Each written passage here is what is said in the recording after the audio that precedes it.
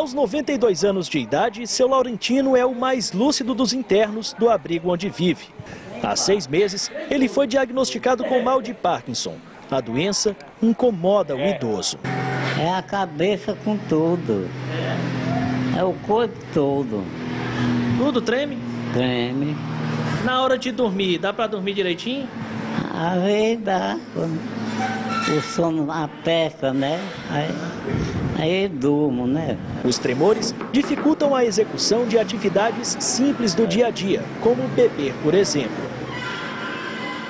Ele não consegue escolher a roupa que quer usar, ele não sabe abrir a gaveta, na hora de tomar banho ele fica com medo de cair no banheiro, aí a gente manda ele banhar, ele fica sempre se escorando para não ir porque ele sente dificuldade.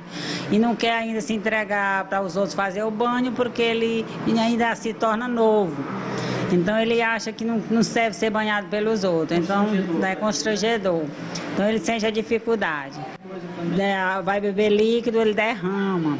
Aí ele sente a dificuldade. É muito viciado também no cigarro. Aí o cigarro também atrapalha muito. O Parkinson se desenvolve pela falta de dopamina no organismo. A substância ajuda a controlar os movimentos musculares. Quando as células produtoras morrem, começam os sintomas. Rigidez muscular, os músculos ficam rígidos pela ativação contínua. Bradicinesia, que é a grande dificuldade de iniciar e executar um movimento. Instabilidade postural, porque ele perde o balanço para se manter numa postura adequada. E um característico tremor de repouso, que é máximo no repouso, diminui com a intenção de movimento. A causa da doença é conhecida, mas a medicina ainda não aponta formas claras de prevenção. Tem a ver com hábitos, mas o efeito da prevenção é menor. É claro que hábitos saudáveis, a prática de exercício físico, a alimentação correta, evitar a ingesta de determinados materiais, determinados metais, isso tem a ver. O Parkinson não tem cura. 99% dos casos são tratados com medicamentos. O tratamento mais eficaz até hoje é a base da levodopa, que é um análogo da dopamina, que ultrapassa a barreira hematoencefálica, ou seja, que penetra nas proteções bioquímicas cerebrais, ele consegue penetrar e ele provoca o aumento da concentração de dopamina nesse circuito onde ela está faltando. Nós estamos aqui no estúdio com o neurologista Kelson Almeida, lá do Hospital São Marcos. Boa tarde. Boa tarde, Amadeu. Boa tarde, Eli. Boa tarde aos piauienses. Doutor, o Parkinson, ele não tem cura.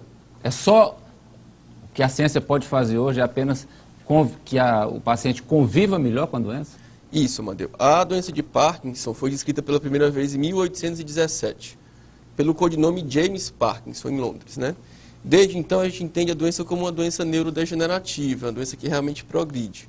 Mas isso, de forma alguma, é motivo para que os pacientes fiquem tristes, que os pacientes conseguem, na maioria das vezes, viver bem com a doença, né? Depende do que é feito. Depende do tratamento. Quer dizer, o jeito que você trata pode dar uma qualidade de vida maior ou menor ao paciente? Certamente. Queria que o senhor explicasse. Isso. A doença ela é mais clara pelos sintomas motores, né? Então, é o tremor de repouso, é a rigidez, é o fato de ficar lento para realizar movimentos. Quem não lembra do Papa João Paulo II, que ele fazia as missas e ele era um pouco lento para falar, a vozinha baixa, tinha dificuldade para se movimentar, mas isso, apesar de ser degenerativo, de ser progressivo, a gente consegue colocar drogas que o paciente fica mais livre, mais solto, consegue se movimentar melhor. Tem uma qualidade de vida um pouco melhor. É isso que a gente procura, né? Nem sempre o fato da doença ser incurável, ela pode deixar o paciente, como a gente fala aqui no Piauí, inutilizado, né? O paciente ele pode viver bem, pode viver normalmente. E esses pacientes, eles têm uma personalidade muito doce, eles são calminhos, entendeu? Eles conseguem viver bem e são muito resilientes com a doença. Quais são os primeiros sintomas, doutor? Como é que a gente pode detectar e criar o alerta para fazer os exames? O mais comum é o tremor, né? É aquele tremor de repouso, 4 a 8 Hz, como se fosse contar moedas. E isso é o que chama mais atenção. Inclusive, quando a gente faz mutirões de atendimento aos pacientes, o que mais leva esses pacientes é a dúvida se aquele tremor é doença de Parkinson realmente. Mas nem sempre só o tremor ocorre. Ocorre rigidez e ocorrem outros sintomas que não são motores. Ou seja, Hoje, na ciência, a gente já sabe os sinais que podem acontecer antes dos sintomas motores aparecer, que são os sintomas que podem deixar a gente mais atento para o diagnóstico precoce. A Patrícia, ela quer saber se o mal de Parkinson pega e se é hereditário. Patrícia, essa patologia ela não é transmissível, ela não é uma doença que passa de pessoas para pessoas. Alguns casos, Amadeu, que começam antes dos 45 anos, podem ter uma origem genética, mas isso são a minoria dos casos. O Rubens pergunta o seguinte: o mal de Parkinson pode ser incapacitante para algumas profissões? Sim. Algumas profissões que exigem de destreza exagerada, isso pode atrapalhar, principalmente nos estágios mais evoluídos da doença, né? Mas a gente consegue, tratando desde cedo, deixar com que aquela doença evolua um pouco mais lentamente e o paciente passa a maior parte do tempo funcional. O Fábio pergunta aqui, doutor, se o Parkinson seria um motivo para aposentar.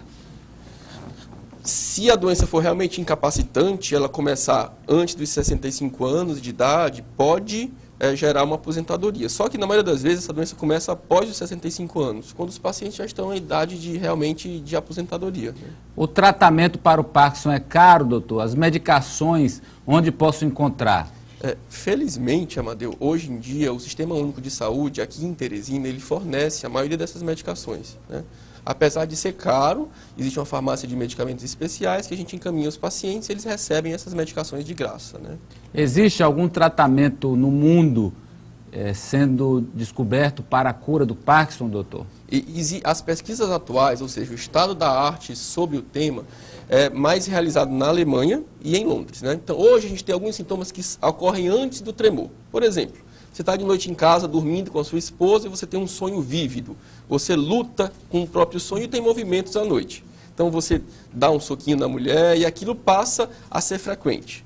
Quando o paciente sente menos o cheiro das coisas, né? Quando o paciente fica deprimido ou com constipação. Então, a gente consegue descobrir a doença antes de aparecer os sintomas motores.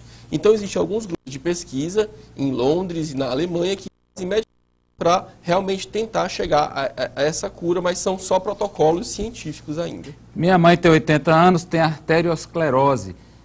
Tremores, pode ser Parkinson? O tremor, ele pode acontecer de várias formas e assim, cometer em várias doenças.